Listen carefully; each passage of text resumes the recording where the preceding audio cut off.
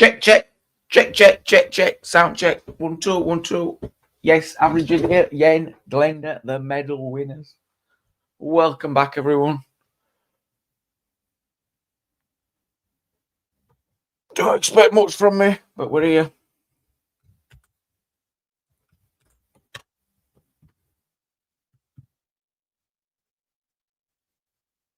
You should not get an ad neither now. So if you do get an ad, it's because I've sent it. So just let me know if that's happening, because I seen someone put ads earlier. I thought, well, I've been through all settings this morning, and it says, and it's like every time it should be on that setting now where it's off. You might get ads underneath the screen, chat or something, above the chat or something, but not on screen. Let me know. Welcome in, Wolfman, Sarah Jane, hello again. Lynn, hello. We've got a guest. I didn't even know I banged the link out. Oh, yeah, I did, yeah.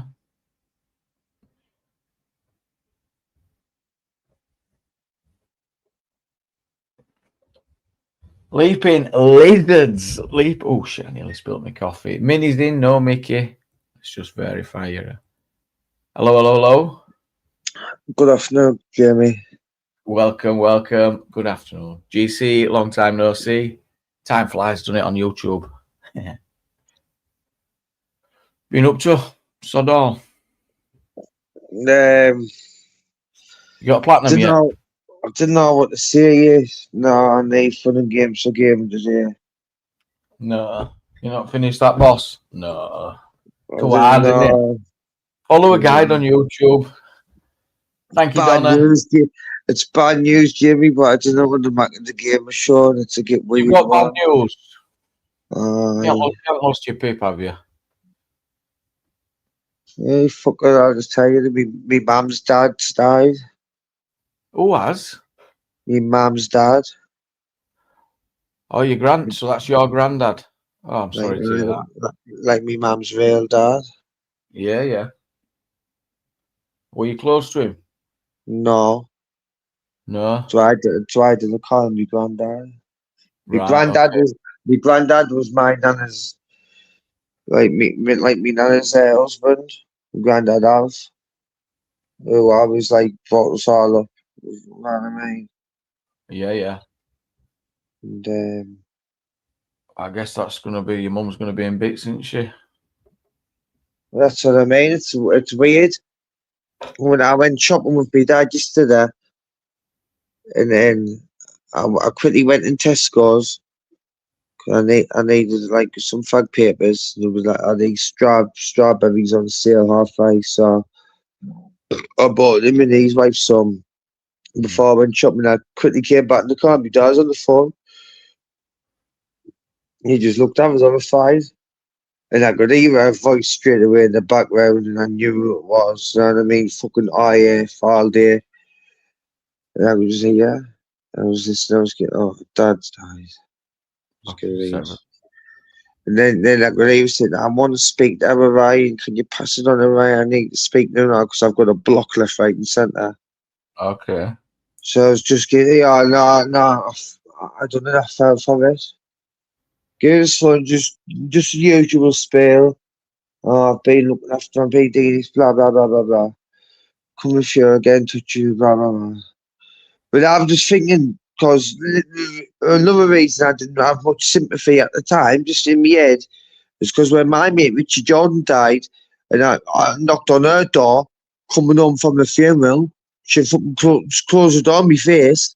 I know, but that's then, and this doesn't help now. I mean, I'm hearing that it could be a time to just let things be, gamer.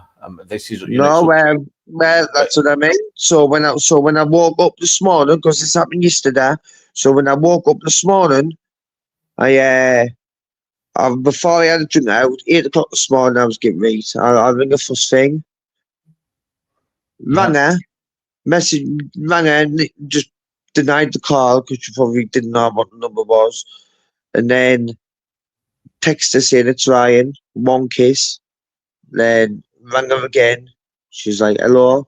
I'm like, hello, it's Ryan. You know what I mean? About yesterday and that. And she was getting, no, I've just got up Elliot's not up yet. I'll ring you back, and just hung up on us. So I was getting right, that's it. And it just proves my point altogether. Because bearing in mind, I haven't spoken this much. Yeah, I but you're haven't, making no, money now. hold on a minute, Jamie. Looking from my point of view, I haven't spoken this woman for 18 months straight. Yeah. You know what I mean? But And this is her son. She's had a golden opportunity to speak to her son, right? Wanted to speak to me, and then just threw it back in my face, so I fucked her off altogether. How did she throw it back in your face? She says, I'll ring you back. No. It's just shit like that. And she should be begging to speak to me, man, after what she's done to me. And just done, that's all what I've done. I've just absolutely fucked her off altogether. I've blocked her 2 sisters, and that's on my mother's side of the family blocked now. I didn't want to speak to any of them anymore.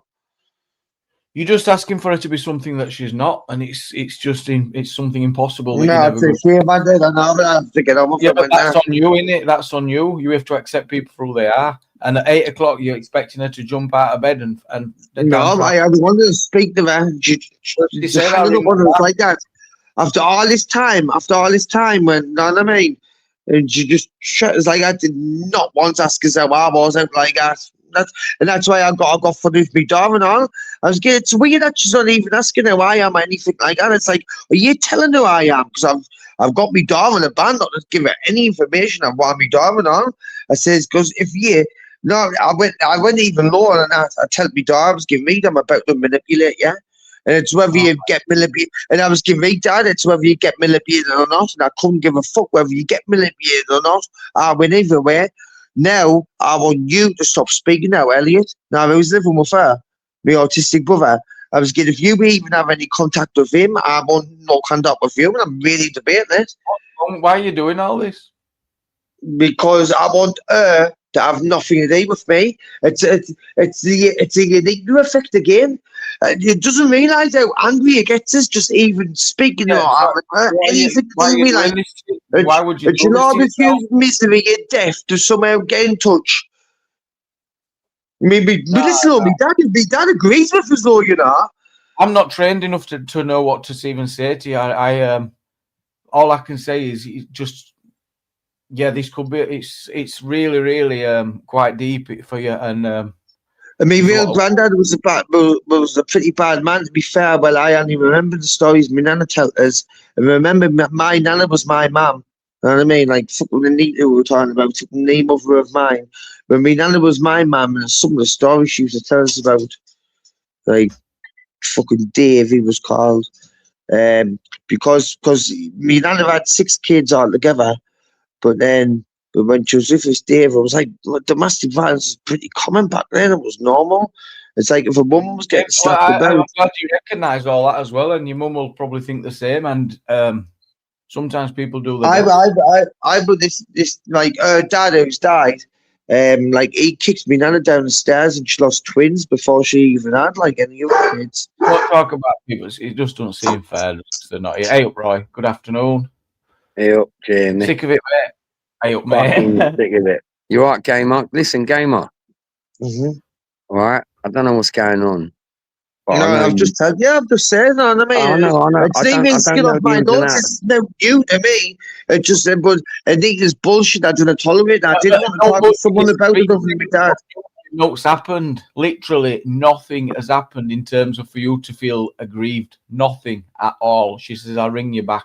You have no idea what was going on for her that night. No. What if she didn't get to sleep till 7:30? You say no, you want there. She might have got to sleep at 7:30. She's probably going through a lot that night. She could have had a lot. It's just not absolutely nothing has happened. Am I wrong? Stop being selfish, gamer. Stop being selfish, mate. You're just thinking about your own shit. No, you are, Giz. You are. I swear down on my daughter's life. I swear down on my dog's life. I swear down on my dad's life. I am not speaking to that woman ever again. I'm going to do everything I possibly can. Have no contact with her. You know what, gamer? If that's how you want to deal with it, then do it that way and just walk away. And what I'll have to do as well, it's stay in contact with my brother ever again and all. I'm going to have to just make a real sharp choice here and just not let her get in my head anymore. I never get angry. I never get. Just that. She's angry. It's only way I can describe it. Angry. Like I want to. Can I do it? I'm not dealing with myself. I need to You've been avoid drinking today, like Geese. the Like, wait a minute, Gamer, you've been drinking today. Be honest. more. You've been drinking today, right? More. Right, okay. Well, Well, it's that's the understanding first. how to deal with that anger, Gamer, Mm. and what you do with it, because that's your. No one else has to deal with your anger. It's only you. No, You know. So no. why? That's it. And what Oh. you know, you're bringing it to what you're bringing it in here, and that's not fair, is it, on Jamie and his audience? We don't Well, need that shit. I to be honest with you. honestly, I want to scream that. No, I Drop me think lungs, to be fair. I'm being constructive. I'm criticizing you constructively here right now. Sorry, it's fine. I'll shut up then. Yeah, no, I'm not saying shut up. You weren't talking it. You weren't even coming at it from that angle. You were talking about it from its. Oh, I forgot. Anyway, I just wanted to talk about it over than deem me All right, no, dad that's fine. about it. That's Because fine, man. I've had with my dad, but my dad agrees about it, and my dad thinks she's an absolute disgrace after all these months having the chance to just speak to because him. she says I'll ring you back. I wasn't like that, no, it's a sarky little fucking way she does it. Oh no, you've just woke us up, Ryan, and you've woke Elliot up and all. Oh, I'll ring you back. No, Gamer, you're Gamer, you're making I don't need to put up with it anymore. I'm in no position to put up with that bullshit anymore. You're making a mountain out of a molehill, Geese. It's like, what Even the dog agrees with me. What is you want to do? That's the time to when I can't tell him that. So I did they'll give you a selective time, an appointment when you kind of ring your mother. I ring you. What the fuck? Gamer, you're washing your dirty washing in public, Geese. Stop it. I come nowadays, I'm beyond caring. This is I why want to get it out there. you've been And I drinking want too to much get it out there already, because you I'm not saying on it to you guys. If I see it on it to you guys, I'll just stick by you, just even if it puts us in spite. Even if I do that in spite, I'll just do it anyway, just to not be a liar. God loves you, Gamer. Well, they'll not lie because they're not reading the Bible. Oh, you should always love your mum and father and all this. Well, when I answer that, he'll not fucking love me. I'm straight hell if that's the case. I'll tell you what, if you fucking indulge, you'd find it would help you a lot, Geese. Nah, I'm done trying. That was definitely the last attempt. Never, ever trying to get it. If you ever decide to go down that road, I'm here. I'll be here for you. I'll sit and listen. I'll tell you what, I'll go down that moment to get to the straight order officer. All right. But she has Terrible. I'm definitely, and I shit to see her, my own mother, and that kills me, to be fair. No, come on, Geese, you can't. But I mean, I'm never like ever having any contact with that woman again. And if she ever, if that arises at me door, you're in public now. I'll just get her nicked. I will get her nicked. Gamer, are you going to walk on the street now, corner, in your local shops and start talking like this? You're not, are you? Nope. Right. So why are you doing it? I tell the boys the same thing. And I can't stand me, man. And I'm exactly what I think of everyone there. Hey, welcome up, Average Idiot. How are you doing? Hello, I'm not bad. How are you? I'm good, mate. Have you just become so captivated by this story of gamers that No. I must confess, I missed the very beginning of this. I was in the bathroom sorting my beard out. My beard was getting a bit weird, so I've tamed it. Do you know, I will give him a bit credit, mate. He did used to be a professional referee in the Premier League, He used to referee for Sunderland. Oh, your dad? No, me mum's dad. Oh, who's died? Well, he was 80. Pretty good age, really, ain't he? 80. Not bad. But you know how slimy mother is, mate? She's rang me dad out the blue to tell us. And she hasn't even told his wife who was in the care home. She doesn't even know yet. I haven't even told her. She keeps all the stuff, man. Now, when it comes to narcissism, she is the queen of it. I've never met anyone like it. And it's so horrible to say it about me. How do you think she feels then, having to live with that? How do you think I felt when Richard Jordan died and I showed up my dog? She chased us away. She couldn't give a fucking toss then. So I haven't really got much sympathy, like I says. That's the only good thing I've got to really say about him. It was referee, but like I said, he fucking used to kick me down at the fuck. All the stories me and tell us are horrible. She lost twins because of him. And me granddad, me real granddad, not biological one, but me real granddad fucking couldn't stand him. Like it was real beef, you know what I mean? Like real beef. And like my granddad was like fucking 7 foot tall, 20 stone. You know what I mean? Like everyone was scared of him down there and son, everyone knew him. And what was even again this? A Starmer gone, Reese? I don't know. I've not long since got up, Jamie. I've had a proper lazy day today, mate. Hey, you lazy bastard. Here, listen, I'm looking at my watch now, and it says 5 minutes to Starmer's fucking extinction. Well, he's quick. Do you know how stupid he was? Sorry, do you know how stupid he was though? Yeah, like bearing in mind, like I'm 14, he's like already into drugs and stuff like that. I've got like decks and mixers and records and PlayStations and whatever. Do you know when he came on Christmas and got us here? Because I've only probably seen him about like 12 times in my life. You know when he came and dropped us off at Christmas one time? Have a guess. Bearing in mind, I'm 14. Colouring books. Well, maybe he's looking at your fucking mental state of mind and thought, you know what, I'll get game of some fucking colouring books. That'll calm him down. Imagine 14-year-old gamer with his hands the same. Anyway, listen, gamer, relax, geez. Let's have a look at some highlights from today. Fighting to replace him, and the worst part is they aren't getting rid of him over his terrible agenda. No, they actually like it. They just want a better salesman. So isn't it the case, Mr. Speaker, that it doesn't matter who replaces him, the real problem is the Labour Party? Thank you, Mr. Speaker. And I'd like to associate myself with the words of the Prime Minister regarding the tragic death of Lance Bombardier Kira Sullivan. We send our condolences to her family for this terrible loss.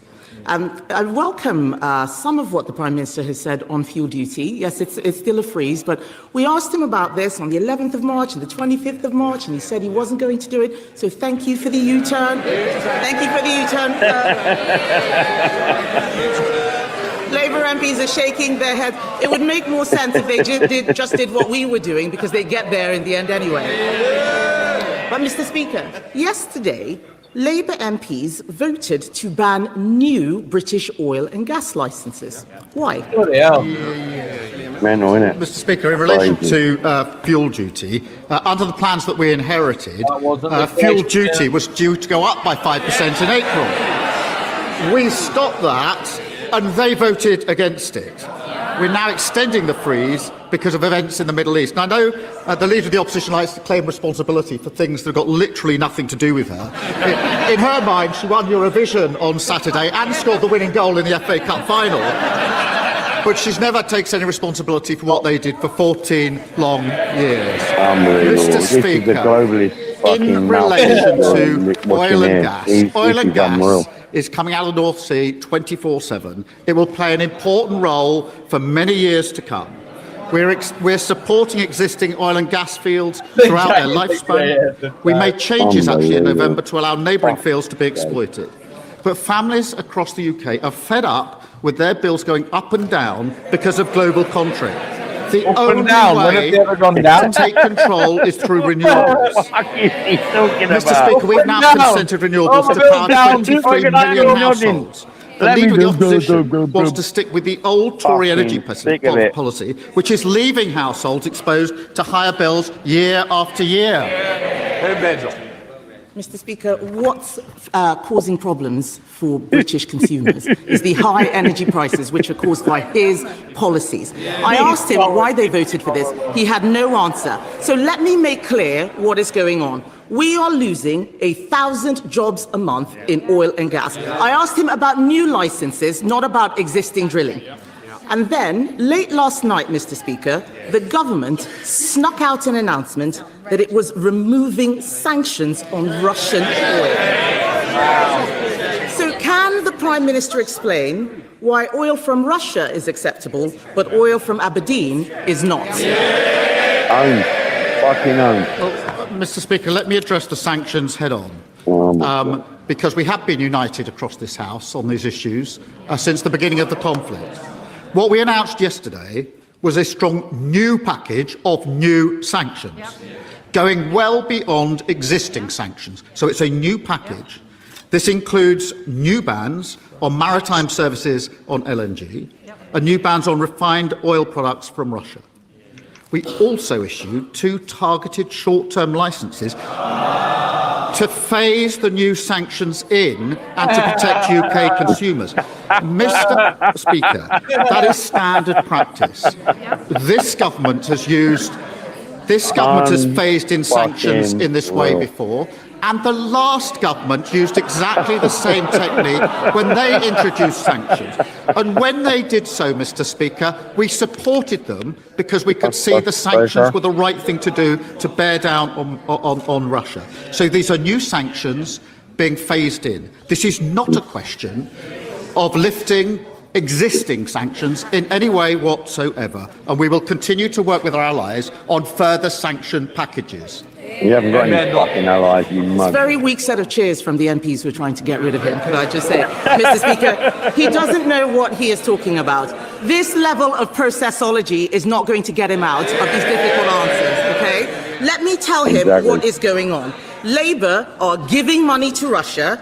Reform are taking money from Russia. There's only one party that is standing up to Russia, and that is the Conservative Party.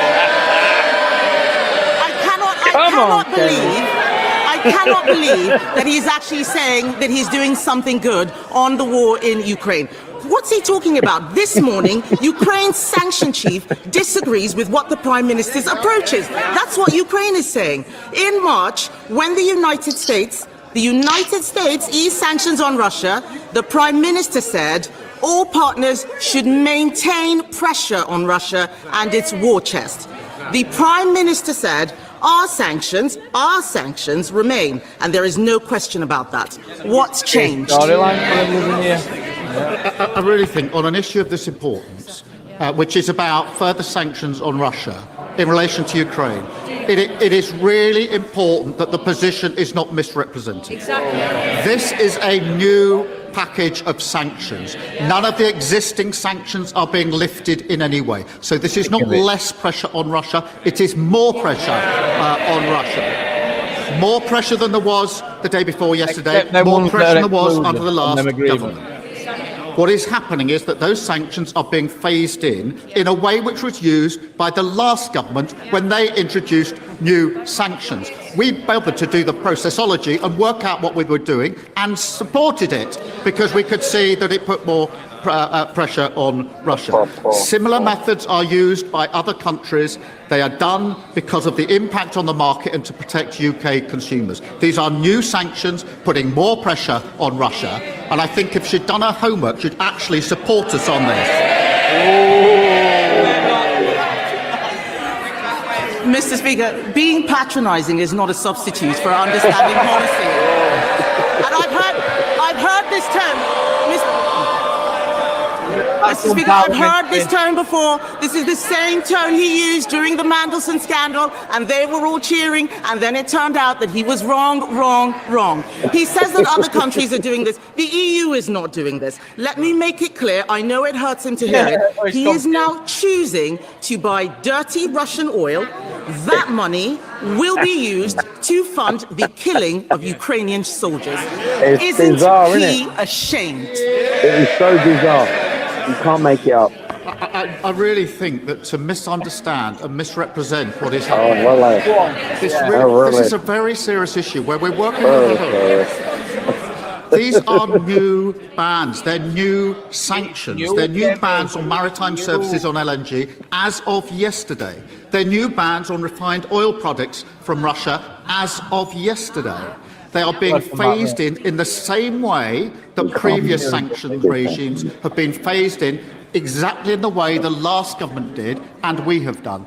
Other countries do exactly the same. The EU has its own way of doing it. Australia and Canada have their own way of doing it. And to play party politics on Ukraine, where we have stood firm, and the only people that benefit when we play party politics in here on Russia and Ukraine is Putin. Ukraine Red Boys.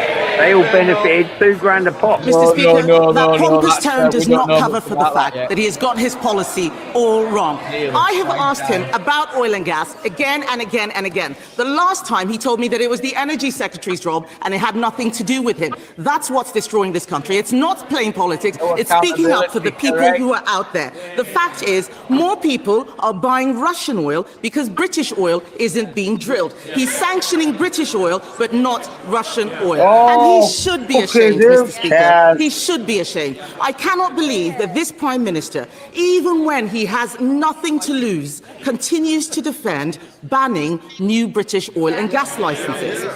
In April, Britain saw the single biggest drop in employment ever since the pandemic. That's under them.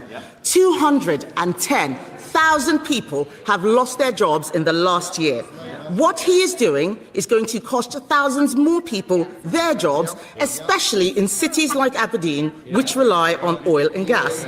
So can he tell us, why is he doing everything to save his job and doing nothing to save other people's jobs?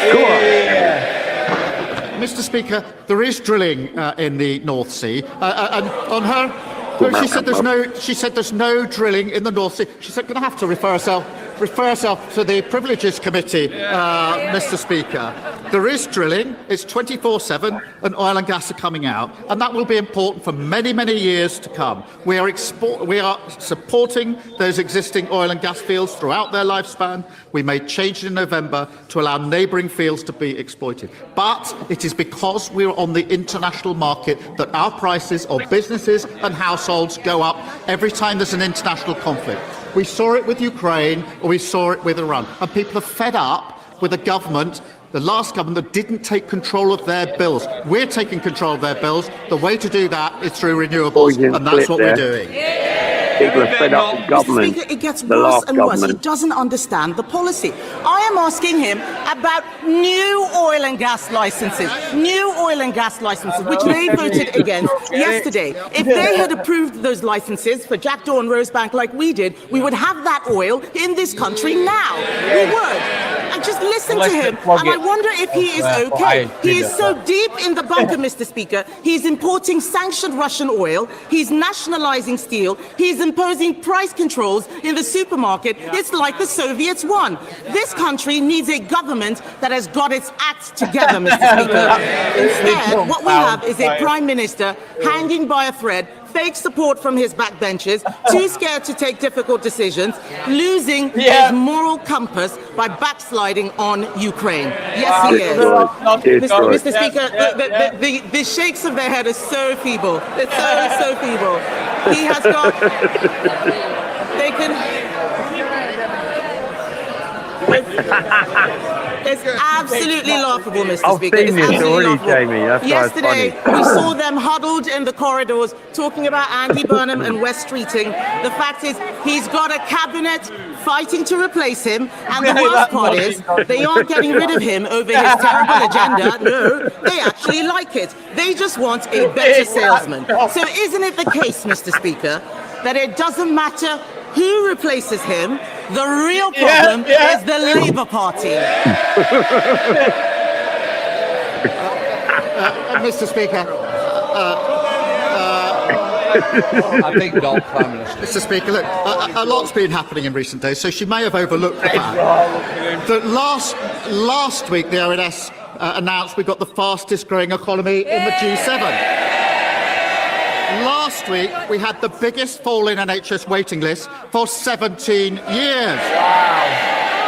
Today, inflation's come down more than expected. And Mr. Speaker, if you'd offered me that and Arsenal becoming Premier League champions, I'd take it every day of the week. Boring. Absolutely. It was funny watching it earlier on. I did laugh. And Kemi fucking owned him. She's gone up in my rankings as a political analyst and a political. She's really good.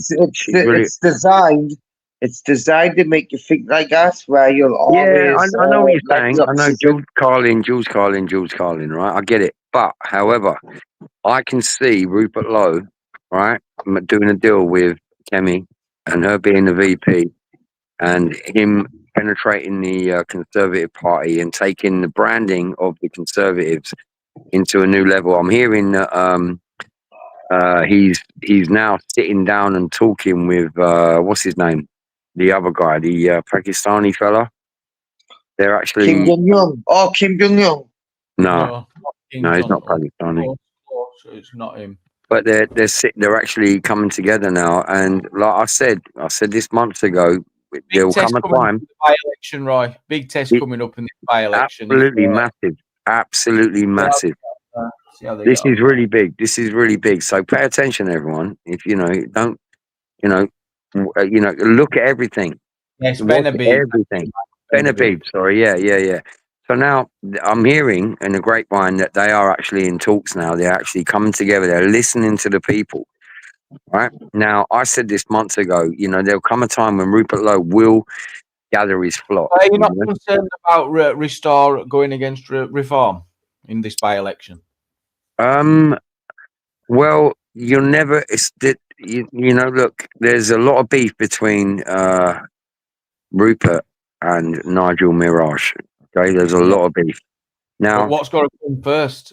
And we can't control that. Only they can. Well, the people come first. Yeah. And I think you'll see. Why does it benefit if they both stand? Well, I think it will take the courageous man to back down, right? And we're going to see who that is in a minute. Or they're going to fight. They're going to stand and fight. It's going to be none because Rupert's strong because he says, "Hang on a minute, these guys tried to jail me. Are you mad?" Mm-hmm. So exactly. So yeah, I know. He's like, "Are you mad?" So that's probably not going to happen. We're going to see two candidates go against each other. Does that make it stronger for Greens, Labour potentially? Reece, do you want to jump in? What do you think? I think you're right. I think that the objective of both Restore and Reform in this by-election is to keep Labour out, because it would be a real sort of punch on the nose to the Labour Party because of the fact that it's going to be Andy Burnham who's running, and Andy Burnham's pretty much a shoe-in to be the next the next Labour leader, isn't it? The next Keir Starmer, when you look at the polling figures amongst the Labour Party themselves, he's getting, his popularity figures are double Wes Streeting, Angela Rayner, Ed Miliband, and those are the only other. But so if Restore and Reform are successful in keeping Andy Burnham out, then you're probably going to end up with possibly Wes Streeting. I mean, I don't know. Ed Miliband. My money's on Wes Streeting. He's gonna grab it. Angela Rayner, I think, got this already. No chance. She's got no fucking chance. She's a fucking hustler, man. She's taking. Get out of here with that. Wes Streeting is straight out of the Blairite book, isn't he? He's a blue Labour candidate, and the left have got possession of the party at the moment. The majority of the backbenchers are all on the left. So Reece, this is what I'm saying. Can I just intervene there, Reece? You know what? Labour and Conservative are the big brands. They're the Pepsi and the Coca-Cola of the political industry in the UK. And you're going to get blind voters that are going to jump on that. They're going to absolutely jump on it. And this, unfortunately, is the majority, because most people, really, let's face it, most people are fucking dim as fuck, right? They don't really care much. That's why we have such a low turnout in voter in elections. So they're going to grab it, and this is where I'm coming from with Rupert Lowe. He's going to grab back. He's going to own that fucking Conservative brand. He's going to I take it think back. he's probably not going to make a dent in reform success. I think reform will come in and secure the by-election. Rupert, even though Rupert's standing as well, I don't think it'll be enough to take votes in a way stronger than reform that'll need to win. We'll That's my see. prediction. We'll see. Or Labour come in and I don't see it happening. I just think no. Coalitions, man. You got to think coalitions, geez. Well, the only way a coalition works is if they take the name off the ballot paper, Roy. Because if it says restore or reform, you can only vote one. You see, I think that if excuse me, if I think a lot of people are making an assumption that Andy Burnham is a shoo-in to win that election, that by-election. I don't think he will. But you've got I don't think he will. I Andy don't think he Burnham will. is very, very popular in central Manchester, in the metropolitan area. When you go towards the outskirts, like Wigan, Bury, Oldham, Ashton, they don't want. They've all got negative opinions of him. Yeah. I mean, like, even the suburbs around Manchester, they're not fucking voting for him. They're like, what the fuck? Are you kidding me? Not happening. There's some of the policies that he's basically stated that he wants to enact that, to be honest with you, would have most right-minded thinking people just checking their heads. He's got that I do agree with. The national of the water companies, for example, I'm definitely in favour of that. Because I don't think that any corporate body should be able to make a profit off of something which is essential for life. Yeah, I agree. We've seen in the last 20 to 30 years since the privatisation of the public utilities by Margaret Thatcher that these companies have no interest in the common good. The only thing that they're bothered about is the bottom line. And they've been milking money out of these companies to the shareholders for the last 30 years. So I think that obviously that's something that does need addressing. And if he has the balls and the political acumen to be able to achieve that, then more credit to him. But I don't think. I don't know. My issue with Labour, like I say, economically, I'm a leftist, Roy. I've made this quite clear on a few occasions. I know this. But, socially, I'm probably, you'd probably consider me to be on the right because I believe in the rule of law and you're a centralist, the right basically. The overall window has changed, and you're a centralist, and you're getting judged. I get it. The same. It's happened to us. It's all happened to us. I would be considered to be blue Labour. My position would be with the trade unionists back in the when the trade union parties actually had influence. But these days, it's all become, the left has become about identity politics. 100% nailed it. You nailed it right there, my friend. Smashed it. Like I say, economically, I agree with some of their policies. I think that we should have a strong safety net, and we should, the rich should pay their fair share. But I believe in the rule of law, and I believe in coming from a white neo-Nazi geezer that lives in Peckham, which is majority fucking black. I agree with you. I agree with my lefty friend here. Look, it's fucking farcical at the moment. It's becoming a joke. British politics is becoming a complete fucking joke, a laughing stock around the world, and that is sad as fuck because. We fucking established democracy around the world. We fucking gave everyone civilization, if you want to call it that. We did that. You still get it all, do you?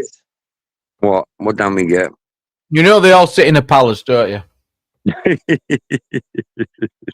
They want this divide and conquer. It makes it easy for them to take more control. Of course, and all these politicians is whinging about. I fucking know. All these puppets. All these puppets get controlled by the Illuminati. The people who actually run the world. It's all just one big company. I think Gamer does have a point there, as much as I hate to say it. The two mainstream political parties have been bought and paid for a long time ago. When you look at their policies, they're all very much, you've got Uniparty. It's uniparty. Yeah, they're all corporate interests essentially. Both parties are supporting corporate interests. There's no party of the people anymore. Sponsors and donors. It's all about that. All right. We see it in America. We see it all over the world, man. Yeah, I mean, it is what it is. It's international. It's worldwide. It's worldwide. It's international. Listen, there's no one good stop them, mate. There's no point whinging about it. The government always win. The company, whoever it is, the Luton Army, whatever you want to call it, they always win. Whatever they're doing right now, they're doing it for a fucking reason, and they're laughing at us all whinging and crying about it. We're in the midst of a globalist takeover, and so many countries have bowed down to it, and they've accepted it. It's called New World Order, isn't it? Yeah, it's if you want to go down all them roads you want, bottom line, it's a globalist takeover. It's a great reset. This was planned many decades ago. It was written in there's papers written. Oh, would he? Roper wouldn't be no part of that. No, he won't. No, this is why I support him.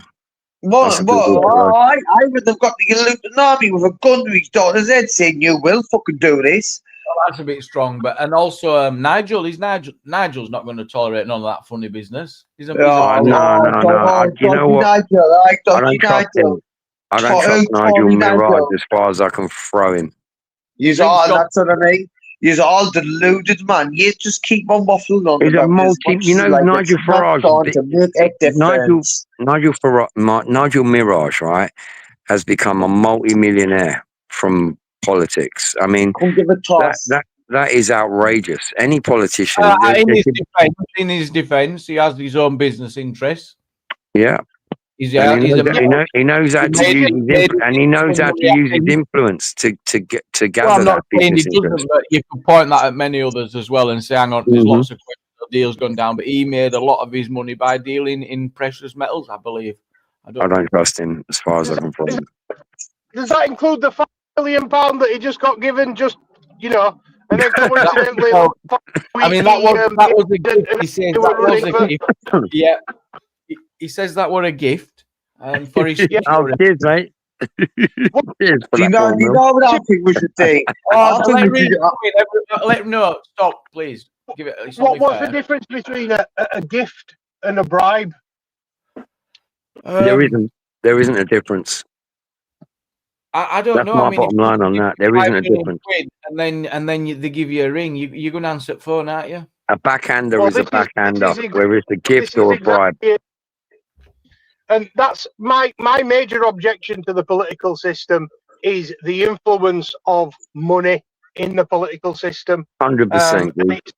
It's worse in America because you actually have corporate interests making direct campaign contributions to specific candidates. Outrageous. Our system is just as susceptible to it, and you know yourself, Jamie. It's about when you're a business owner, when you work for one of these multinationals, you get a seat at the table by buying a seat there. Mm-hmm. Yep, it's wrong, isn't it? And it's what politics is about. Think you've got good ideas. I know. The lefties and righties agreeing on the same fucking policy. Amazing, beautiful. Well, the world's great, isn't it? It's a beautiful world we live in. You got bad audio, Reese. Are you moving around? No, I've just hang on. Let me just swap my source around. Lots of support in the chat there. It's a beautiful world. It's a beautiful world we live in. It's a beautiful world we live in, London, Jamie. And it's fucking brilliant. Oh, the grass is green. Yeah, it's lovely trees and that. But this guy gifted 5 million. He's heavily involved in crypto, and Nigel Farage is then looking at deregulating some crypto in the UK. Oh, so I mean, but surely that's not related. Surely, I think very likely to be a coincidence, but some are suggesting that this guy's in his pocket for 5 million so he can influence these regulatory changes. Yeah, Because that's only a very cynical person that would think that, Jamie. I know, but you're talking like millions and millions of pounds that they're involved in, top of the thing. So I don't know. It's yeah, we'll have to wait and see what goes down. See if it's in his favour or not. We will see. Can you guys still hear me? Is that still clear? Yeah, you're clear now, man. Yeah, I've just put my headset in. Yeah, I have Trump nukes, a lot of them. oh God. Radical. Just it's only going to attack 2 nukes in Moscow, 2 in Iran, and then just I have a couple elsewhere, like berries. So, Yeah, the problem is though, if Donald Trump launches nukes, he would need to launch every single nuke in the US arsenal, because he wouldn't keep those other nukes for very long. Because the minute that he launches them, the first thing that's going to be targeted is those missile fields in North Dakota, Wyoming, and Idaho. They're going to be target number 1. So those missiles will be potentially blown up in the silos before they get to use them. And then obviously all the US Air Force bases where... Like, why they want it? Just everyone get it done, man. Just nuke it, man. Just get it done, man. What about the innocent lives? What you don't care about humans? Well, all of them. Any? Well, any. Aye, any. You know what? Do you know what MAD stands for? Gamer. MAD. Mutual assured destruction. MAD. Mutually assured destruction. It's basically what stopped us from having a nuclear war from the invention of nuclear weapons up until today, yeah? The idea is that the minute that one nuclear capable power launches a nuclear attack against another country, it is guaranteed that the country that launched the attack will be wiped off the map. Guaranteed. Doesn't matter how much damage you do. So the Americans launched against the Russians, yeah? The Russians have second strike capability in the form of, first off, Russia's a massive place, yeah? And they've got mobile rocket launchers, mobile IBCM launchers that just drive around, and nobody knows exactly where they are, yeah? Yeah. So you couldn't, it's like an old-fashioned duel, the whole of Russia trying to find these mobile launchers. So you'd hit Moscow, you'd hit Stalingrad. It's not Stalingrad anymore, is it? Imagine what you don't know what we've got as well. Imagine what you don't know we've got. We don't know what America's not got. We don't know anything. We only know, and that's why no one's going to be messing about with any of that. We know that the Russians have got more. The Russians have got more nuclear weapons than the Americans, the British, and the French combined. Together. That's not true. The Americans have got more than everyone in the world. No, it's true. No, it is true. The Russians have more nuclear weapons. Who's got the most nukes? I'm sure America has. No, the Russians have more nuclear weapons. Google it. Are you sure? The Americans combined. Are you sure? I'm sure America's got the most, like. How sure are you? Give me your stat. Extra 500 total to 5,500. America's got 5,000. So if you combine that with the UK, Russia's well in the lead. Do you think Russia are going to tell us how even many if you nukes include they the got? French, They're never even if going you to tell us. include the French, they've got more than the UK, the French, and America combined. The UK and the French have probably got about 120 apiece. No, just start using them, man. What's the point of stockpiling them all? Get them bombed, man. Start using them. I'll show you the boss, right? I'll show you the new boss. Here he is.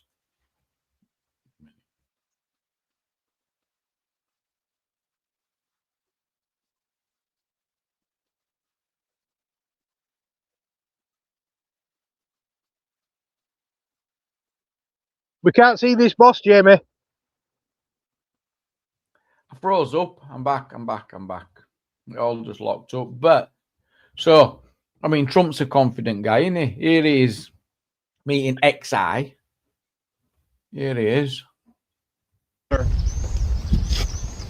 How are your talks, sir? Great. Did you talk about Taiwan, Great Mr. place. President? Incredible. China is beautiful. 特朗普总统说谈得很好。Did you talk about Taiwan, Mr. President?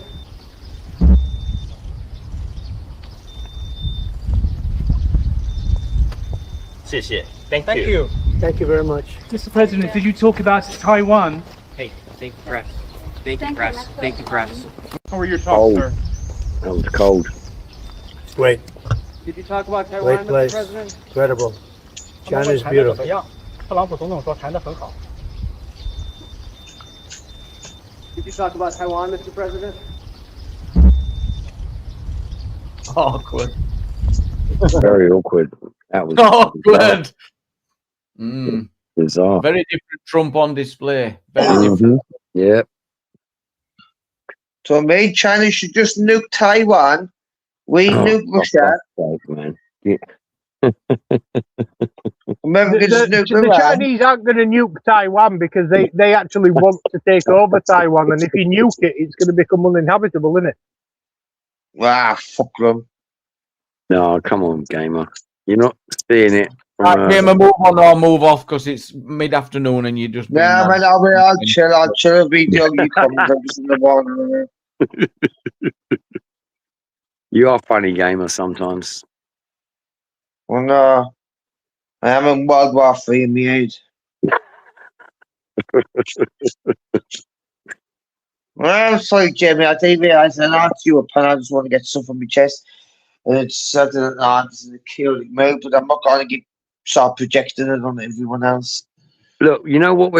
We're all going to come to a conclusion really quickly, quite shortly, actually. I believe, in the next couple of years, which is, it sounds a long time, but I think we're all going to come to a conclusion where we're going to realise what the fuck is going on and what's been going on for the last 20 odd years, and we're going to make a stand, and we are going to stand up. The UTK thing it's not about Tommy Robinson.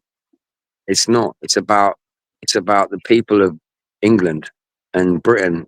Call it what you want. Coming together and realizing, hang on, what the fuck is going on here?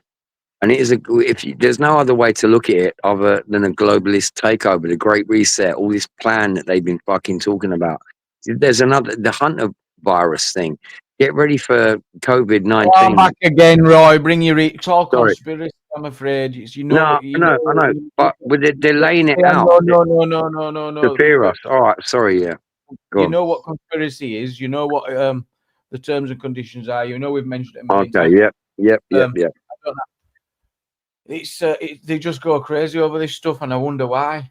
We'll find out soon. I think the revelations will come really, really soon. I'm talking before the next election. Well, it's changing it when Rupert gets in. It'll all be over. I think it'll happen before he gets in. Well, how long do you think it's really going to take for Rupert Law to get anywhere near power? Seriously. Well, you have to believe, don't you? You have to believe, but realistically. All right. Be serious. Believe in God. Be serious. Reformers getting in. And then God knows what's going to happen after then. Fucking God bless Britain. Do you believe in God, gamer? I watched a really interesting documentary the other night. Say documentary, it's on YouTube. I've just popped it in the back chat, Jamie, that you might find this really interesting, considering your opinions of this particular person. But it explains the origin of what she's best known for, and her how she got to the position that she got to. So I don't know whether you want to do it. It's a little bit long to outline. Yes, she's great value, is Maggie. I'll never get off at milk, but yes, you were probably right on some stuff. Nowadays, it's my all-time favorite time of the Margaret Thatcher gave an interview. Your favourite Prime Minister, Maggie? My favourite Prime Minister of all time, Maggie Thatcher. They'll kill us round here for saying that, the old guys, all the miners. But honestly, my favourite Prime Minister of all time by far. Right. Okay. So, well, can anyone tell me what Maggie Thatcher did wrong? yeah. Sold everything to the highest bidder. Sold everything to the highest bidder. Things that we needed to rely on right now, which we no longer can. For example, stopped all the coal mines. Put a lot of people out to work in the northeast where I live, please. Yeah. The thing is, though, those coal mines weren't profitable, Gamer.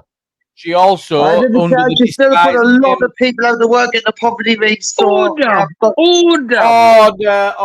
Furthermore, she sold people their home under the guise of right to buy, when really they couldn't afford to keep the houses and maintain them because they were all getting wrecked because they were all temporary. So basically, what we'll do is we'll just flog them, and then we don't have to maintain them. And then she still comes across as a saint. She still comes across as a saint comparing to our current Prime Minister. They took out milk off the kids, poll tax riots, they hammered the miners, she had them battered by police. Tell me what she did right, sod off. No, I did not. She recruited army vets and army people to dress up in police uniforms to go and bash up the miners. That's a fact, because my brother got offered. My brother's in the Marines. And my brother got offered to put on a fucking police uniform with no lapels on it and go and beat up miners. My brother said, no, I ain't doing that. So I hope you've been educated on that one, Reese. Educated on what? I simply asked. I never defended her position either way. I asked what people thought she did wrong. Well, all right. Fair enough, then. Good cop out. Well done. No, it's not a cop out. I asked a fucking question. What she did wrong, Reese, he wouldn't be saying that. If you even understood what she did wrong, Gamer, from the way you are about the country, you wouldn't be saying that about Thatcher. Just You're because you're nitpicking, Gamer. No, you wouldn't do it. She goes against everything you stand for, in my opinion. To a women's magazine, and said 7 words the country has been arguing about ever since. There is no such thing as society. The reaction was instant. Selfishness. Cruelty. The phrase that finally proved what her fiercest enemies had always suspected. Just pause it there a second, Game. The so-called Iron Lady issued a... So, go ahead, I want to broach that statement specifically. So, what would you say a society is? And how would you define it against the use of another word that could potentially be used, such as a community? What's the difference between a society and a community? Okay, society, in my opinion, society would be a community of people all under wanting to live the same way. That would be society. Or want to live under the same laws, same beliefs, or say whatever.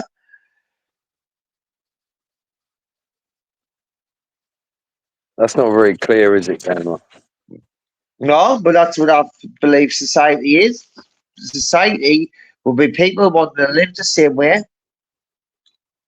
What would you define a community as? People who stick together, live together, live by neighbour, all that. So you're basically saying that a society is a community, but in a society you're all expected to live the same way, but in a community you're not. Sounds like communism. Gamer's got a brilliant answer. I'm with him 100%. I think yes. What he's trying to say, I think, is he's saying in a community it's more accepting, but a society is a little bit more rigid. It's more abrasive. You've got rules to follow. The community be a little bit more different, or you'd still be within that society, but maybe a breakaway type of community within, something smaller. Jump in if I'm wrong, Gamer, but I think that's what I would. But would still be a part of it. Even you can have little communities, like separate communities, but then you're still a part of the same society, and you're all gone by the same rules. Each is one, all equal. I'm not talking about same jobs or money, all equal. I'm not saying that when it comes to money and jobs and stuff like that. I'm just saying we're all still the same in society. So what do you think Margaret Thatcher meant when she said that there's no such thing as society? Don't know. Take the I don't know. Falklands or something. God knows. There is no such thing as. Is she talking from a position of capitalism, selfishness, that is strongest, survival of the fittest? Life's a game, I guess. It is. Is that what it means? Is that she's like? So is she talking about get real, pull your socks up, and get to work? Is that what she means? Is that what she means? I personally took it as her meaning that after the Second World War, we were left with this sort of entrenched ideology that we're all in it together. So you had some of the legacy of the Second World War was the fact that we still had a lot of nationalised industries, the coal mining industry, the steel industry, all nationalised because it was necessary for the organisation of production to have them industries in government hands. Yeah. We also, at the end of the Second World War. Sorry, Reese, I didn't understand what you meant, or I misheard you. So, yeah, can you repeat what you just said about it was important that some governments run something for what? In order to organise production. Okay. Oh, during the war, you mean? During the war, it was, that's why you had state control of the steel industries and the coal mining industries, because it was necessary for the government to be able to control output. If you had a load of separate businesses all doing their own little thing, then, you wouldn't necessarily have been able to achieve the level of efficiency that was required. It was basically mandated by government, right? You're making this part, you're making this part, you're making this part. Yeah. Rather than, the businesses being able to suggest, well, we want to make this because it's the most profitable. Yeah, I get you. Yeah. So one less worry then, isn't it, as well, ticked off, it's controlled, dealt with. And then, so at the end of the Second World War, all these industries are nationalised. You've still got rationing as well, right up until the mid-50s. And we saw the introduction of the NHS as an institution to provide healthcare, primarily for people who were injured in the war, coming back, from the war. It wasn't fair that they should have to incur medical expenses as a result of serving their country. So we put a national health service, and everybody benefited from that. Now, over time, the unions essentially held the government over a barrel with the controlling the labour of these industries that were nationalised. So you had the steel workers union, the coal miners union, obviously trying to get better wages and better conditions. And as an employer, that is an employee, that's their right to do that and to unionise to achieve that objective. But obviously, it made those industries much less profitable. Now, at that point, did it make them much more powerful? It made the unions much more powerful. Yeah, of course it did. So that was the threat, wasn't it? She wasn't worried about the profit business of them. She was like, they're getting a bit powerful for my liking. No, she was, because when you look at what happened to the UK economy under who was it? Was it before Ted Heath? Was it Callaghan? Oh, play VT Society X. You want it? Play VT. Oh no, hang on, we were nearly there. It was Callaghan. It was Callaghan. Yeah, under Callaghan, the UK economy absolutely fucking tanked. The value of the pound went through the floor. Unbelievable. Yeah.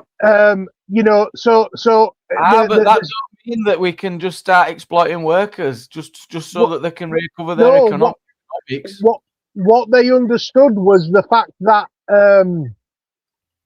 we had massive national debt at the time.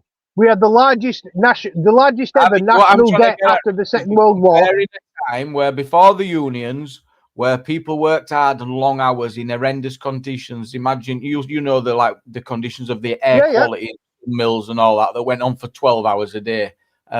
So and then after the changes, things were about to tank because guess what? You're not being able to just run them into the ground anymore. We've got a bit of What that meant was that countries that didn't have the same legislations that prohibited those working conditions, yeah, but that's not the union's fault.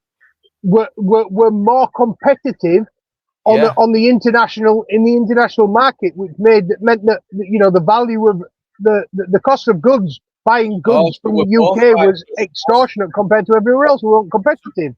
Get it? So she's really focusing. She's worried about the economics because she wants to get rid of the workers' rights because it's affecting their economics. Yeah. The Callaghan government had to get at the time it was a record amount bailout from the IMF in order to be able to service the national debt. The interest, the usury on the national debt was crippling us.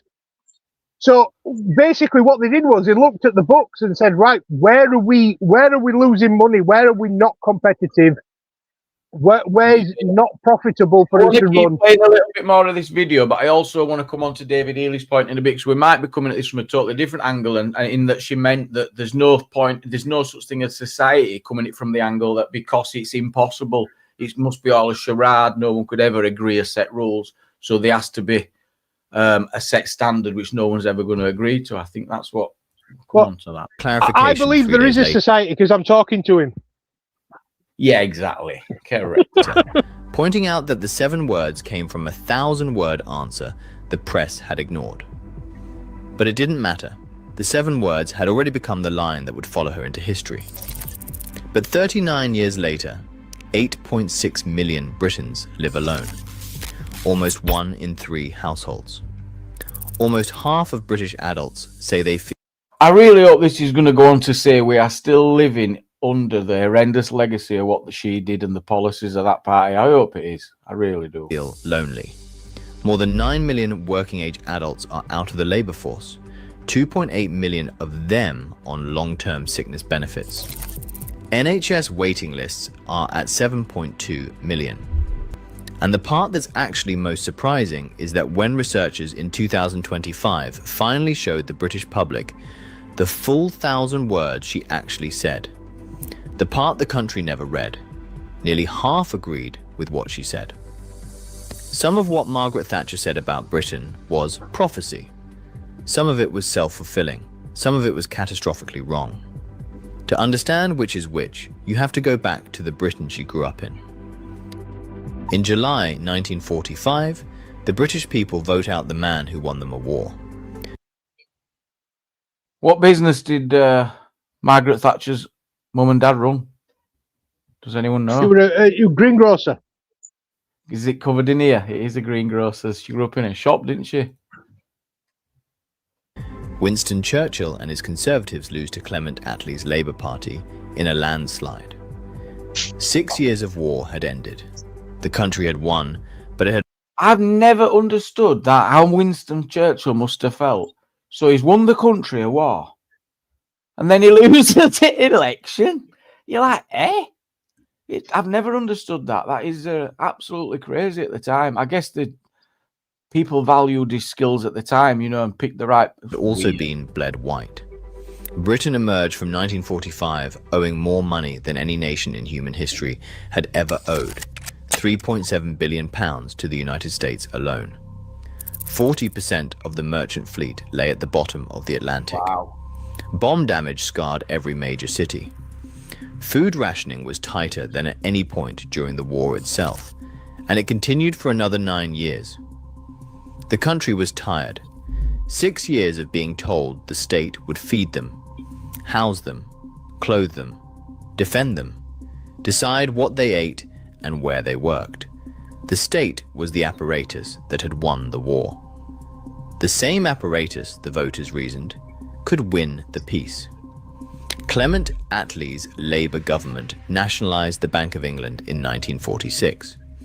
The coal industry, the railways, the gas and electricity boards, and the iron and steel industry were all nationalised by 1951. The National Health Service launched in July 1948. The welfare state, in the form Britain still half remembers, was built in 6 years. Most of the country thought it was a miracle. A small minority thought something else, that what had been built would never come down, that what had been promised could never be afforded, and that what had been nationalized would never be efficient again.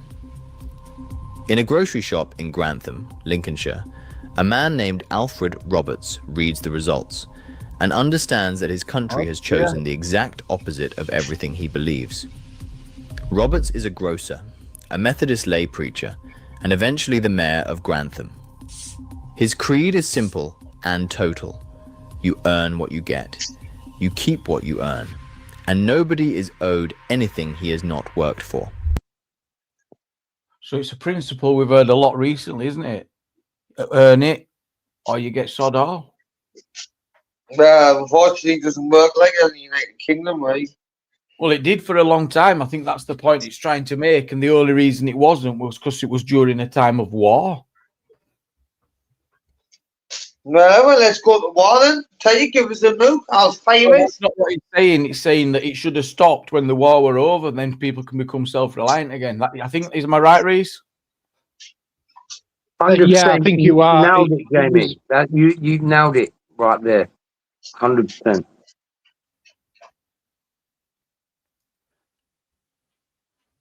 We don't need to go to war to get this back. We don't need, I mean, fucking hell, man.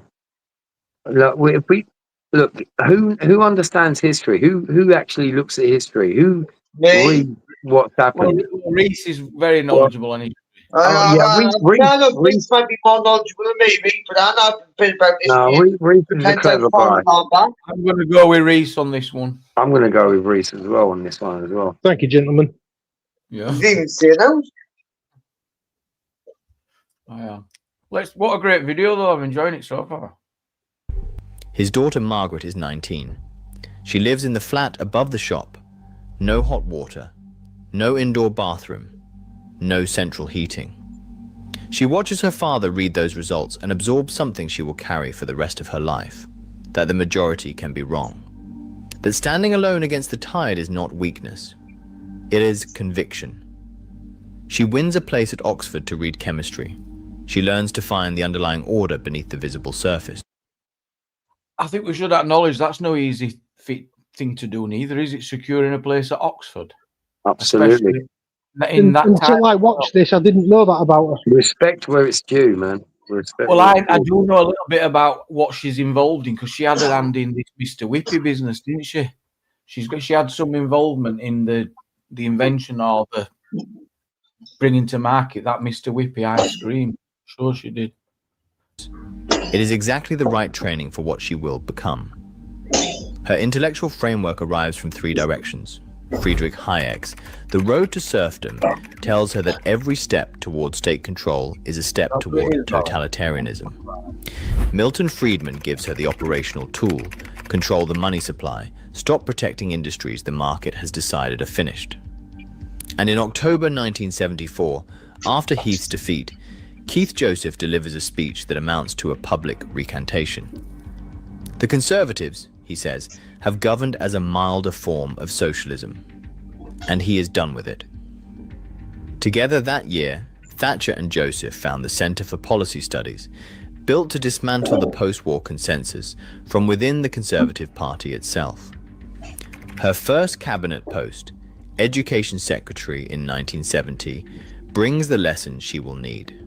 She ends free school milk for children over 7 to find departmental savings. Oh, hang on. That adds a little bit more context. For children over 7, I'm not going to really have a fit over it, but is it really saving? The benefits just so far outweigh what that cost is going to save. Few pints of milk. Yeah, but at what age? That's the thing. At what age are you going to get those benefits? Well, she banned it from secondary schools. Yeah, she stopped it from secondary schools, but she kept it in primary. No, she didn't. That'd be 11. She didn't. She stopped it at 7, which is just primary schools, junior schools, you stop getting it. So you got it in primary school, but not in junior school. Junior, okay. I might stop using it as a low blow then, actually, because we all survive.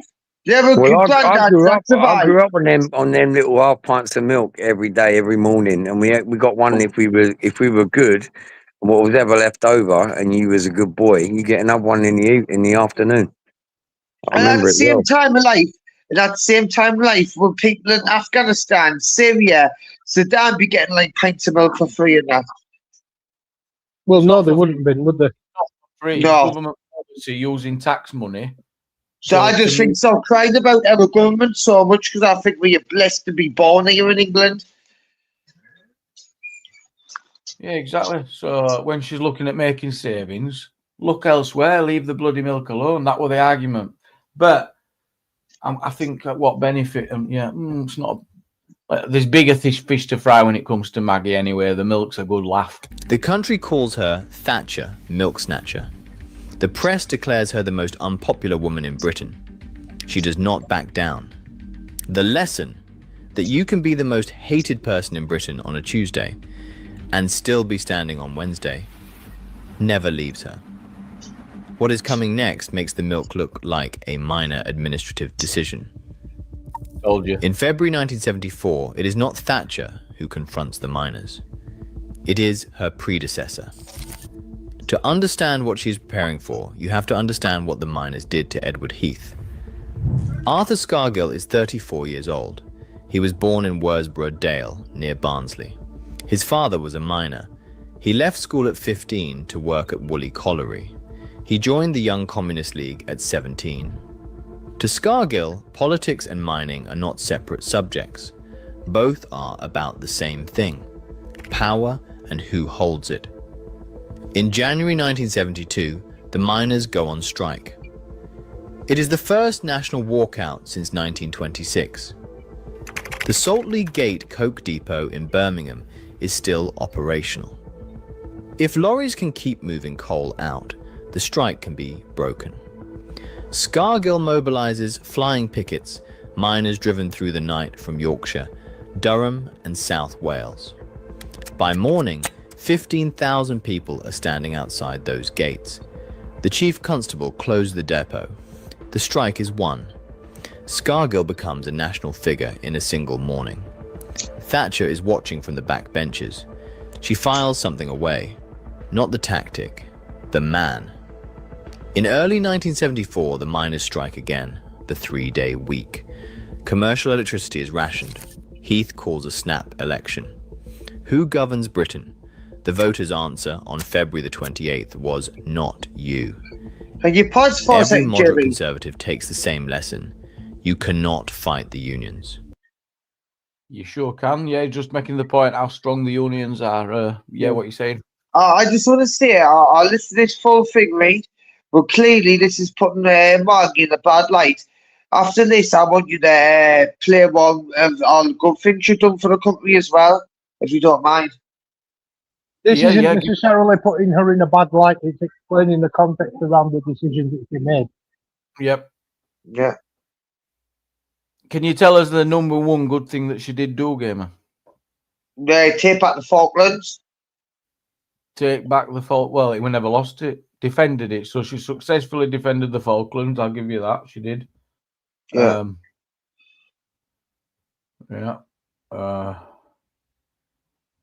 Yeah, so one or two. Go on, I'll have another. No, wait, I'll watch the documentary.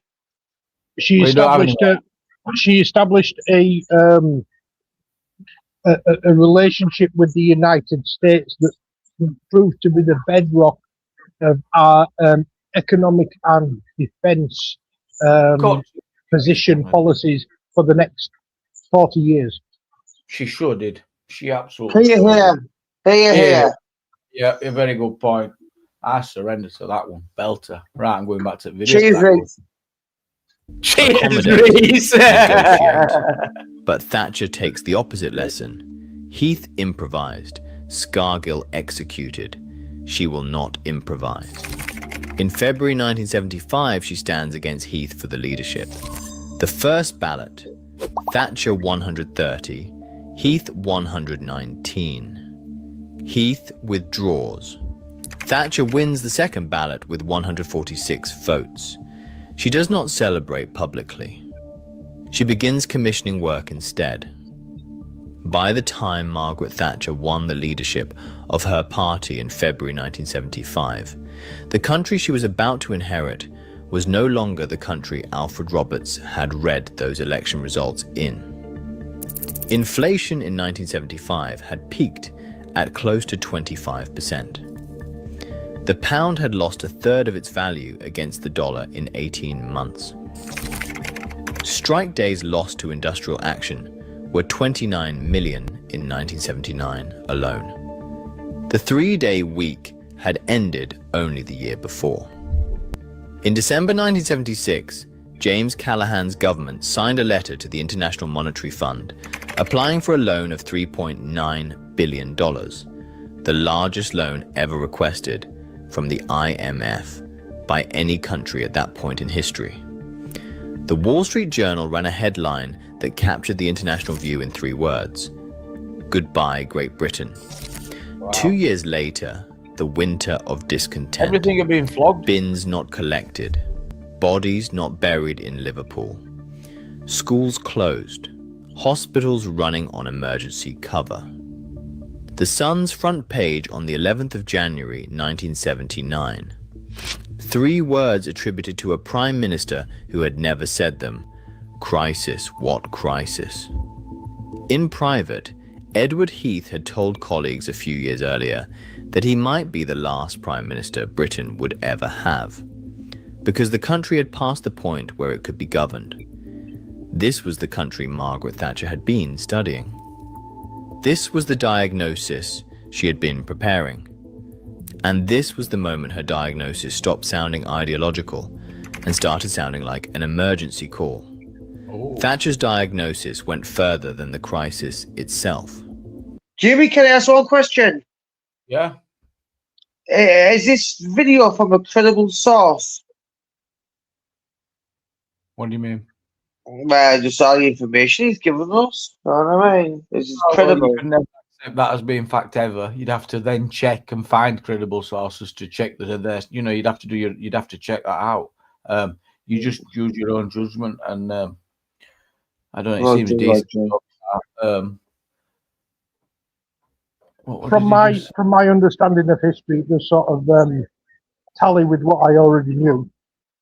Yeah, so she's worried, I think, that people are stopping being subjects. She's like, hang on, is she worried that people are becoming more independent, thoughtful? Yeah, less controlled. She believed Britain had passed beyond the point where economic policy alone could fix it. The problem was cultural. A generation, she argued, was being raised to believe obligations were optional and entitlements were infinite. Oh, I'm on the money. A state that solved every problem would eventually be asked to solve every problem. A society that insulated people from the consequences of their decisions would produce people who never learned to make decisions. In a speech in 1976, 3 years before she became Prime Minister, she put it like this: in the end, more than freedom, they wanted security. They wanted a comfortable life. And they lost it all: security, comfort, and freedom. When the Athenians finally wanted not to give to society, but in the spring of 1982, 3,000 miles south of London, an Argentine flag goes up over a British colony. Nobody could find on a map Falkland Islands. Oh. 1,800 British citizens, a garrison of 68 Royal Marines, overwhelmed in hours. The Argentine military junta calculates that London is too broke and too unwilling to fight a war over a rock in the South Atlantic. They calculate wrong. Thatcher dispatches a Royal Navy task force of 127 ships and 25,000 troops. Like, I was just thinking then, at what scale does she go in? And that is a big response, isn't it? 25,000 going to land at the same time. 74 days later, on the 14th of June, the Argentine garrison at Port Stanley surrenders. 255 British servicemen are dead.